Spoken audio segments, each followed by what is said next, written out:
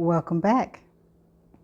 Chapter 26, Summerhill, Virginia, 1970. Olivia knew it wouldn't work. It couldn't possibly actually happen, but the idea of going back in time was a wonderful concept. Ever since she'd seen the business card, her mind hadn't stopped working. All the things she'd do differently kept running through her thoughts. She would prepare for the life she wanted, not the one she had, but the one with Kit. As she'd driven the women to the house she smiled at the absurdity of the name Everlasting Street. She told herself it was all ridiculous. My thoughts exactly. But that didn't quieten her mind. When she talked to that young woman, Arita, that should have reinforced that it was all a made-up fairy tale. Instead, it was as though she had been energized. Her foremost thought was that if, after 3 weeks, she forgot what had happened, then she'd have to fix things so they couldn't be changed. She'd make them legal, permanent, meaning marriage, and if she was to study psychology, she'd have to enroll in college.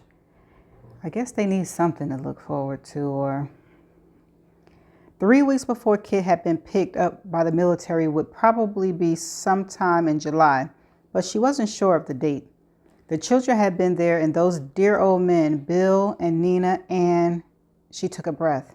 Her beloved parents were still alive, but back then she and Kit hadn't noticed anyone else. They were young and in love, and they sneaked away at every possible opportunity to have glorious sex. Olivia closed her eyes tighter. She never wanted to open them, didn't want to see Arita's face, didn't want to hear her say, "I don't know what went wrong." That's what all Charltons say, didn't they? Then they asked for more money. And there'd be poor Elise crying because all hope of escaping what was coming with her father was gone. How did one prove sanity when you had people who supposedly loved you telling the world that you were flat out crazy?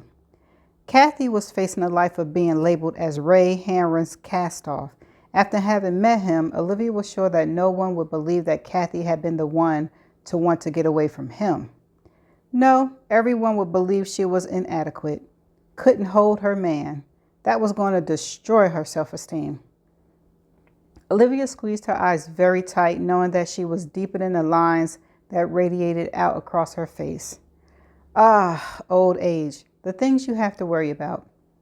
The cat broke them, said a child's voice. It was a demon cat, said another child, green with purple spots that glow in the dark. And it flies, the first child added. Olivia didn't open her eyes, but at the memory of those deliciously familiar voices, the tears started coming. She let them find their way out and run down her cheek. "We're sorry," Ace whispered. He always did have a soft heart, Olivia thought. Her face was wet and she was much too scared to open her eyes. Had she wished so hard that she conjured them, like in some voodoo spell? "Livy!" It was Letty's voice of command. She had always been the leader of the two children. Olivia swallowed hard and very slowly opened her eyes, but they were so full of tears she had to blink several times before she could see. She was sitting under the big magnolia tree on an old oak chair that had been left outside for years. In her lap was a bowl of green beans that she'd been snapping into pieces. To her right was the garden, lush with vegetables that were to be harvested. She could see the corner of the house. It needed to be painted. In front of her were the two children, Ruth and Cal, aka Letty and Ace. Letty had on her look of defiance, her brown brows drawn together, while Ace looked a bit guilty for not telling the truth about the broken eggs in the basket. How beautiful they are, Olivia thought. Why hadn't she remembered what extraordinary good-looking children they were? She could see Tate, the child Letty would someday give birth to, in the girl's face. Under her sweetly rounded cheeks were Tate's sculptured cheekbones. As for Ace, he was blond and blue-eyed, and he'd grown up to be an excellent doctor. He cared about every one of his patients, about all of Summerhill. "What's wrong with you?" Letty demanded. Her pushiness was covering her guilt that she and Ace had yet again broken every egg they'd collected. Slowly, Olivia put the bowl of beans on the ground. The children were watching her odd behavior, and she could read their minds. Were they going to be punished with no brownies, or would Livy run off with Kit and forget about their latest transgression? When Olivia stood up, she gasped. There were no stiffness in her joints, no catching her left knee from where she hurt it while trying to slide a washing machine out of the way. She took a quick step to the side. Her body was all suppleness and grace, easy of movements. Lifting her arms, she did a pirouette. Laughing, she held out her hands to the children. They were puzzled, but Letty dropped the basket of broken eggs, nodded to Ace, and then took Olivia's hand. She danced all the way around the tree with them. Can I still sing? She wondered out loud.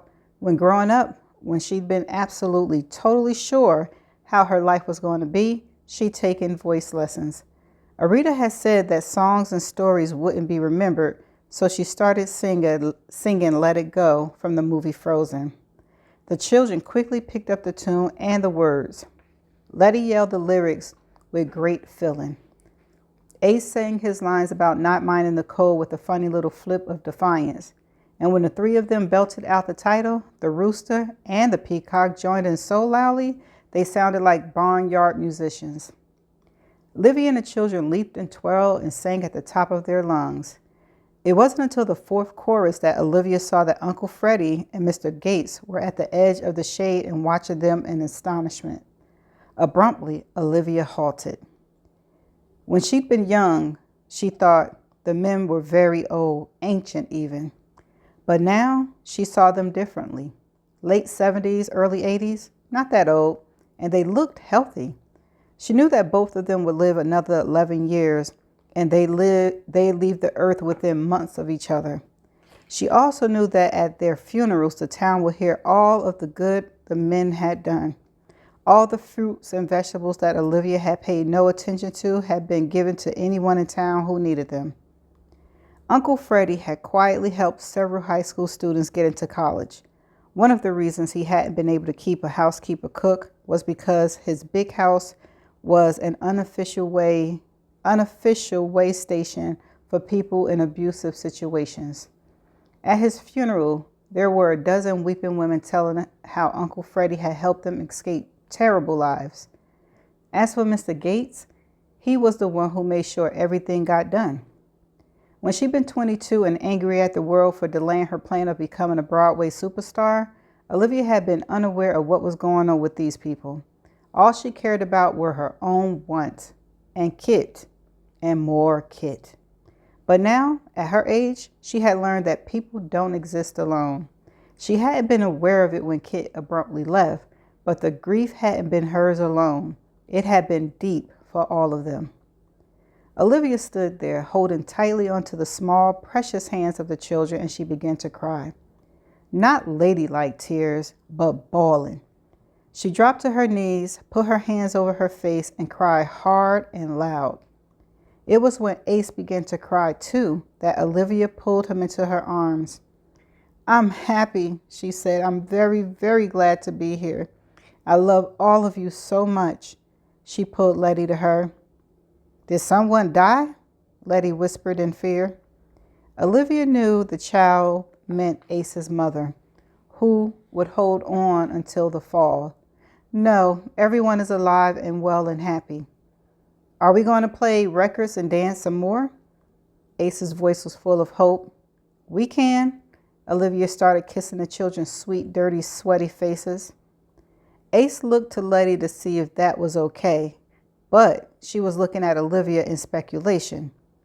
Usually, Levy was either grumpy or hungry so she could run off with Kit, or hurrying so she could run off with Kit. She never had time for something as silly as dancing around a tree. Got any of that sugar for us? Mr. Gates asked. With her arms around the children, she looked at the men, Uncle Freddie in his wheelchair, Mr. Gates with his hands on the back. Livy stood up, again marveling at how easy the movement was, and went to them. She hugged Mr. Gates, gave him big, loud kisses on both cheeks, then did the same with Uncle Freddie. She stepped back, took the children's hand in hers, and said, Who wants mac and cheese for lunch? When they looked blank, she said, macaroni and cheese? And they nodded. It was 1970, and the U.S. hadn't yet started shortening every word. Invitation to invite, vacation to vacay, mayonnaise to mayo, tarpaulin to tarp, etc., etc. All those would come with the invention of the cell phone. Kit's working in the orchard, Mr. Gates said softly, bringing her back to where she was. For a moment, Olivia had to fight the urge to run to him, but she didn't go. She might have a young body, but her mind was old enough to have learned that all people are important. She was still holding tightly to the children's hand. I think that this afternoon I should make you two some stuffed animals. You need to see what you're battling. My mom, Olivia had to pause a moment to catch her breath. Her mother was alive. My mother can come over and help us sew them, but you have to tell us what the space creatures look like. And I think we need to get Kit to make laser guns out of a couple of flashlights. We'll use wire and plastic wrap. What's a laser? Letty asked. A gun. Ace's eyes seemed to twirl around in circles. Livy looked at Uncle Freddie. Is there a camera around here somewhere? I'd like to take 1,000 photos of everyone and everything. Tate and Nina will want to see. She broke off. They didn't yet exist. Who was Tate? Letty asked. Olivia started to say something, but if going back in time was true, then forgetting was also. He's your son, and he's a movie star. Nina is your daughter, and she has a little girl named Emma who looks very much like you. Yuck, Letty said. I'm never going to get married. I am, Ace said, and I'm going to have 100 children. At that, Olivia laughed even harder and skipped with the children toward the house. Mr. Gate watched them for a moment, then said, I don't know what got into her, but I like it. Uncle Freddie was frowning. Bill's father was called Tate for Taddington. If Letty did have a son, I could see that she'd name him Tate, and Nina could well be her daughter's name. Little early to be planning her kids, isn't it? Mr. Gates began to push the chair to the house. Livy's been around those children so long that she's becoming as fanciful as they are. It's almost as though she's a different person.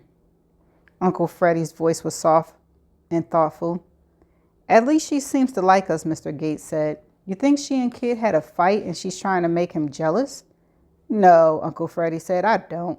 But something has happened to her. I sure wish I knew what it was. Whatever it was, if it gets us, what was it, mac and cheese, I'm all for it.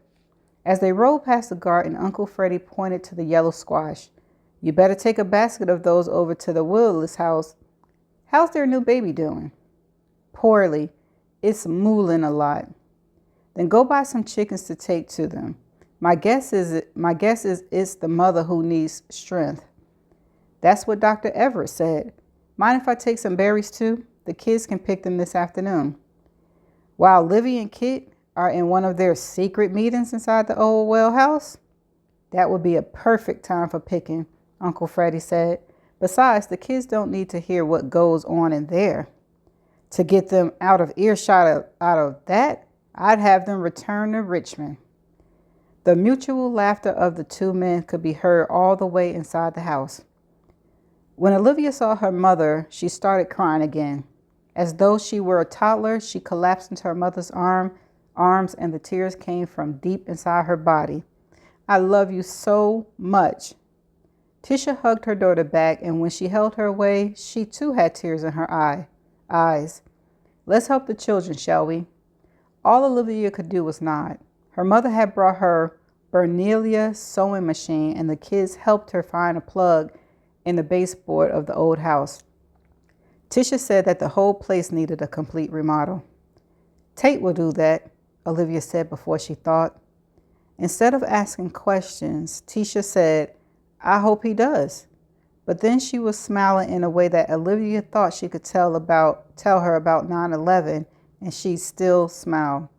It made Olivia think with regret about how she so rarely told her mother that she loved her. It didn't take long for them to set up the process of making some stuffed animals. Tisha had sewn all of Olivia's clothes as a child, and several things she'd taken to New York had been made by her mother. At the time, Olivia had been contemptuous of them. Homemade was a derogatory word. The children soon learned that it was Mrs. Paget who could make whatever they wanted. She put an attachment on her machine and sewed purple eyelet circles to fulfill Letty's fantasy of a spotted creature. Olivia loved watching them. When she'd been married to Alan, his mother had been adamant that Kevin was her grandchild, that he was no relationship to Tisha Paget. At the time, Olivia had been too busy and too young to think about how her mother had been deprived of that special bond of the only grandchild she'd ever have. It was Ace who pulled the men into the sewing. Reading glasses were found, lights turned on, and everyone was put to work. As Olivia sewed the easy basic seams on the old treadle machine, she began to feel, youth coming into her body. As the minutes ticked by, she felt herself changing. At first, it had been enough to move easily and fluidly, and her mind had been full of seeing old friends and knowing their futures. In 8 years, her mother would call her father to dinner, and when he didn't answer, she'd find him slumped over his workbench, dead. Tisha Paget would live another 18 years. She'd dedicate herself to the community and the church, just as Olivia had done after Alan died. The difference was that her mother had enjoyed the role. But even after Alan's death, Olivia had been too weighed down by guilt to enjoy much of anything. "She's doing it again," Ace whispered loudly to Uncle Freddie. They all looked at Livy as yet again there were tears running down her cheeks. She wiped them away with the back of her hand. Suddenly, Olivia knew that it was time to see Kit. She stood up. She couldn't think of what to say. Turning, trying to look as dignified as possible, she left the room, walked through the kitchen, and went outside. The sun in the air felt good on her body. She had forgotten how restless she'd been as a young woman. Over the years, she'd regretted how snappy and rude she'd been that summer she stayed at Tatwell. Why couldn't she have been kinder to the children, to the old men? Why had she been so obsessed with Kit? At times, even her career had been forgotten. Later, when she went back to New York, all she could think about was him. By then, she was angry at him for having left her, but still, Kit was everything.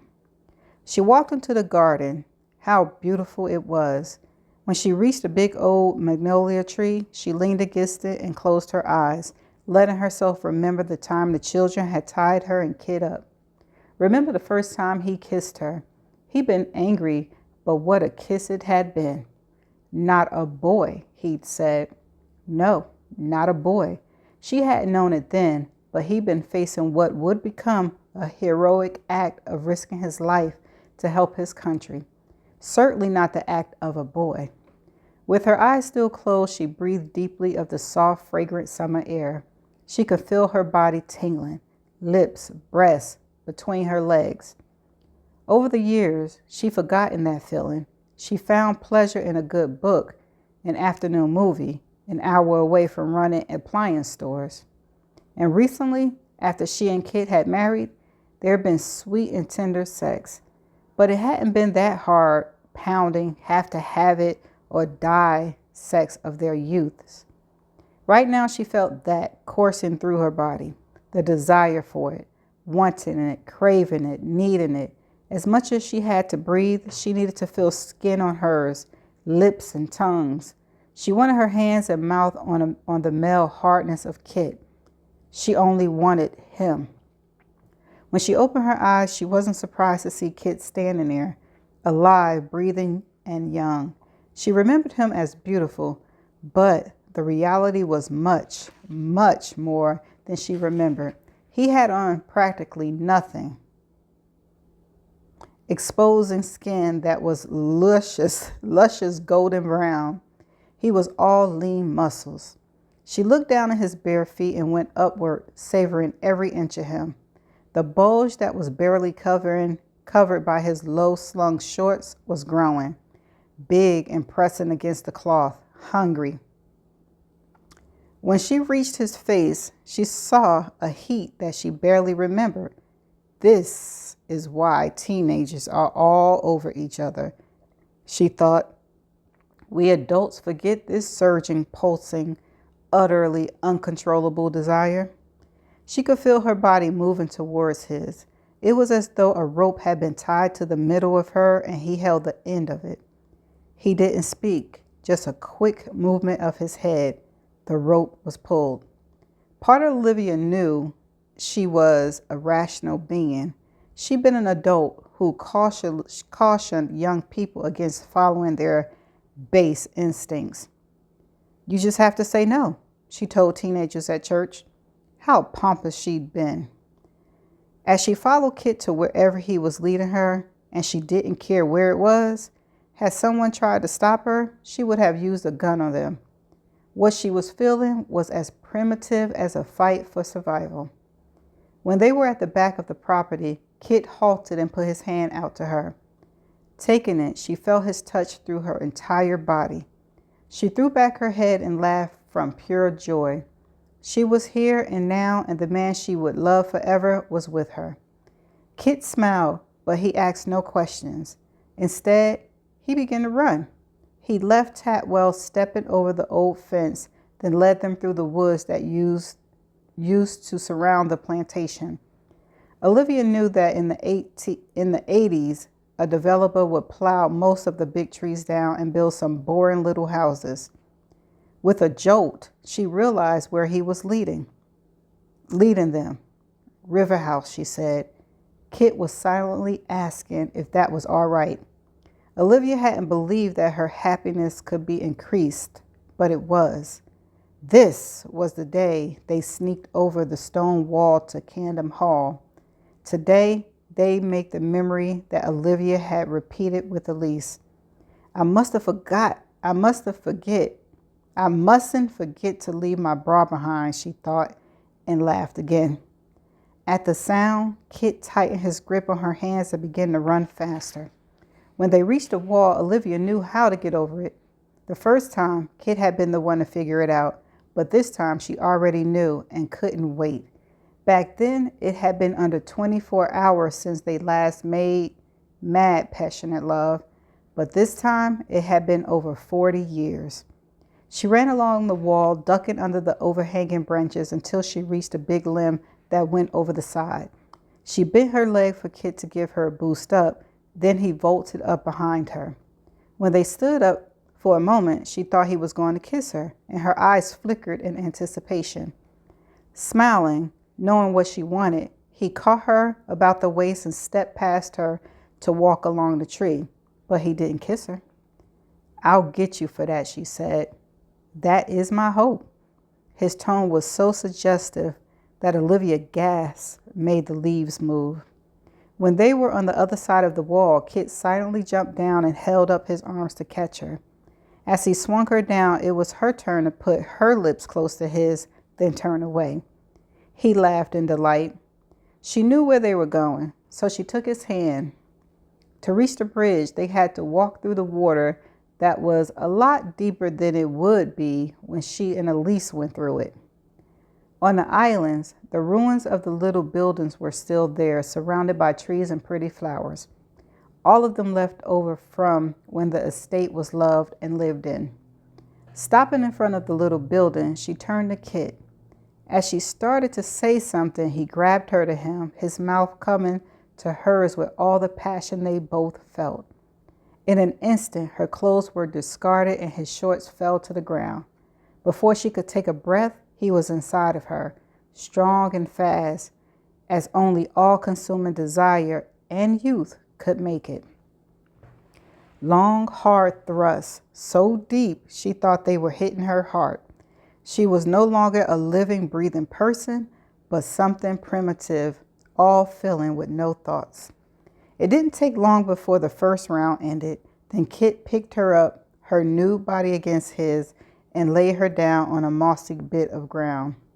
They made love again, taking their time, kissing and touching, stroking and caressing.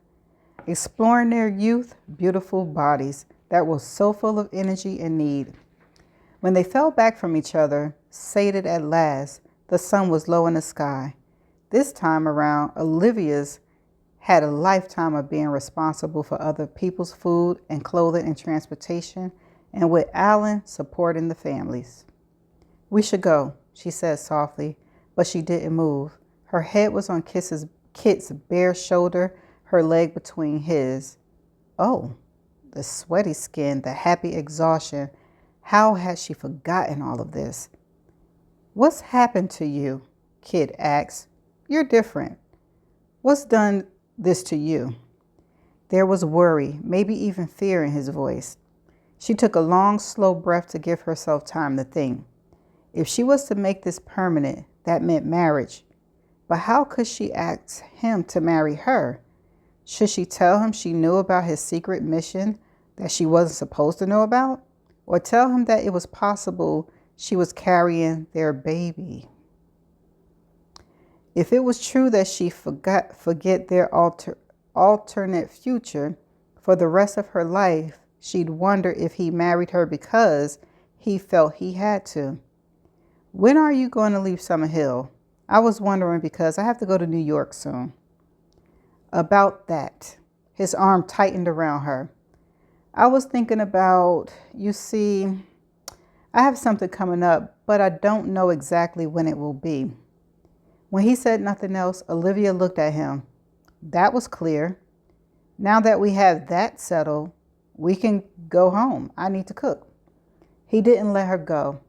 "I'm here in Virginia for a reason." She was trying not to enjoy herself at his expense, but she was. Kit had told her how much he regretted not telling her about the mission he was to go on and how difficult it had been to keep the secret from her. He'd said, "Back then, I thought my country was more important than you were. I was a fool."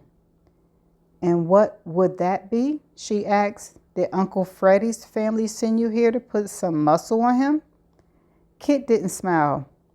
"I'm going away." "Oh? Anywhere interesting?" "Olivia," he said slowly, "I was wondering if you'd..." She drew in her breath. Was this it? The moment she'd regretted not having for the last 40 plus years? "Marry me before I leave." She drew in her breath at his words. This was different. It hadn't happened the first time they did this. If it had, what would she have said? Whatever the reason, this was what she wanted. But there was something missing. For one thing, where was the words of love forever? She felt herself hesitate. "We're very young, you especially, and you have college to finish, and..." He rolled over so he was looking down at her. "I'm with the military. I can't tell you any more than that, but they'll come to pick me up and I'll be away for a year. If you and I are married, they'll tell you where I am. They'll send my paychecks to you. She lifted her head to kiss him.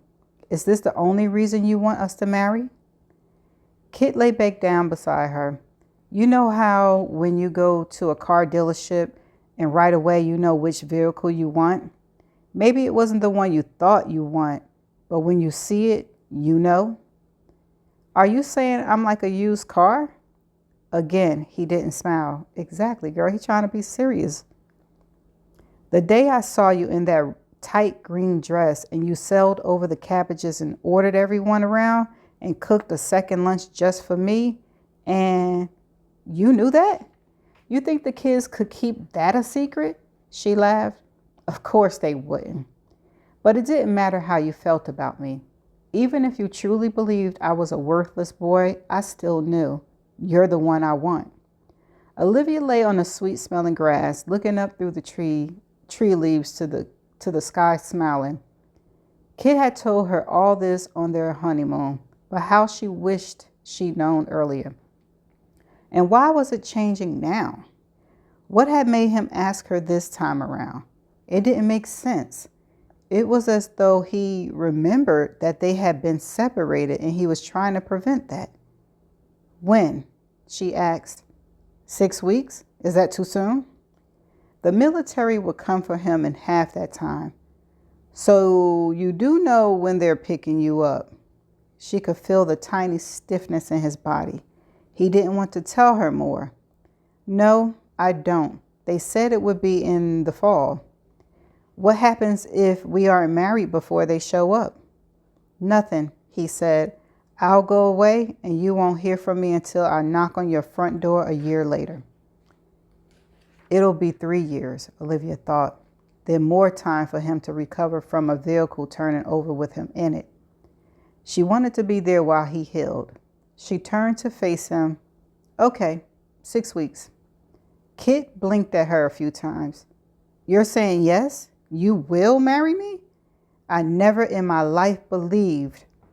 She lay back down. Me neither, especially with this unromantic marriage proposal. No ring, no one knee, no.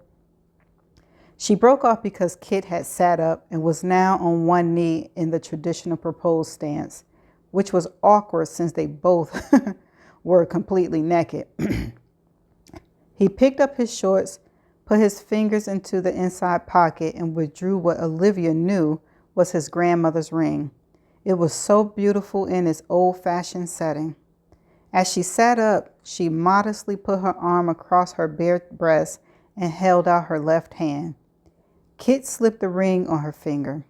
Olivia couldn't think of anything to say. This was how it should have been. This was what should have happened. Was supposed to be. If this had happened, then a lot of misery would have been avoided. The sound of a dog and a man telling it to be quiet reached them. Oh my God, young Pete, she said in alarm. I forgot about him. He has a shotgun. Just as he'd done before, Kit reached immediately. He went into army camouflage mode, slapping mud on his face and across his chest. He put a branch in his hair, then began yelling as he ran. Olivia stood back laughing at the sight. But then, with a jolt, she remembered Arita saying that sometimes people died in the past. Shotguns was serious. She grabbed their clothes, ran across the bridge, and headed for the wall. Just as in the past, Kit was there to pull her up and help her over. They ran through shady forests until they were well out of sight and hearing of Pete and his shotgun. Laughing, they couldn't help but make love on the grass. It was later, as they were dressing, that Kit saw that Olivia's pretty pink bra was missing. It's all right. Smiling, she thought about what young Pete would do and the repercussions. She looked back through the trees. They could just see the top of Camden Hall. A wave of something very like homesickness went through her. Kit had bought the beautiful river house for her as a wedding gift. It was to be their first home together. With a sigh, she said, I love that place. I think if I could live anywhere in the world, it would be there. Kit was buttoning his shirt and he tried to cover his frown, but she saw it. If that's what you want, he said softly. Olivia's hair seemed to stand on end and anger ran through her. She did not like his tone. I wasn't asking you to buy it for me if that's what you think I was hinting at. Here, I think you should take this back. She was tugging on the ring, but it wouldn't come off. It always did fit tightly. Kit pulled her into his arms. I think our lives are going to be bigger than this town. I might be like my family and live all over the world. Think you can handle that? Cairo in January? Wait until you see Bali and Java and... She pushed away from him, her annoyance showing. That sounds great, but didn't your family have a home base in the U.S.? Before he could answer, she stepped away. I think we better get back. I need to cook dinner. Olivia is a hot freaking mess. For real, girl? You don't know how to control your emotions? Obviously. Behind her, Kit was frowning. Something was off with Olivia that he didn't know what it was. She was so odd today that it was as though she was a different person. As she'd run from a man with a shotgun, she'd been laughing. She seemed to think there was no real danger, that it was all a great joke. And she said yes to his hurried marriage proposal. The Olivia he knew and loved would have made him work for it, would have told him no a dozen times before she said yes. But this Olivia seemed to, well, she hadn't seemed surprised at his proposal. And the way she said yes sounded as though she was checking something off a list. Marriage seemed to be as equally important as telling the kids to wash their hands. As for the house, he knew a hint when he heard it. Before, she'd been contemptuous of his background. But today, she seemed to want him to buy her an estate. Did the fact that he could afford such a large place have anything to do with her acceptance of his proposal? No, not possible, he told himself. There had to be another reason for the way she was acting. He caught up with her before they reached the broken fence at Tatwall and held her arms. If something were wrong, you'd tell me, wouldn't you? Yes, of course. It's just that I have a lot of things to do. I have to get Alan and his mistress together, she thought. I must make up to Kevin for what I did to him as a child. I have to arrange for my future. With every second, what she must do was becoming stronger in her mind. With a weak smile, she peeled Kit's hand off her arm. Tonight, she cut him off. I think you and I should cool it for a while with the sex. I wouldn't want to get pregnant. Kit was astonished at her words. You know, I always use protection. What? I really do have to go. I have people to feed. Turning, she ran ahead of him towards the house. Kit watched her run. Cool it, he whispered. Who are you? And what did you do with Olivia? Okay, that's the end of chapter 26.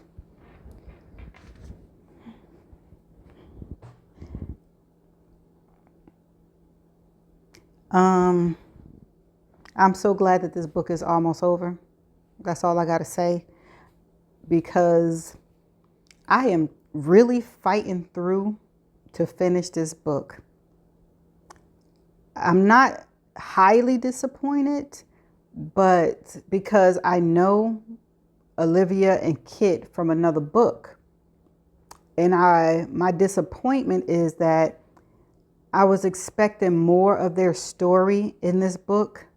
And it just keeps sounding so repetitive. Like they keep saying the same story over and over and over. How many versions of the story do we need? Give us, well, I can't even ask for more information because the book is about to be over. But am I jumping the gun? The next chapter might mention some more stuff, but daggone, let me tell you something. If it mentions their sex scene again,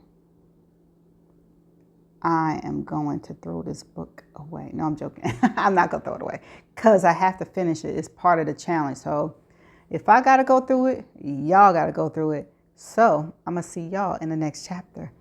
Bye for now.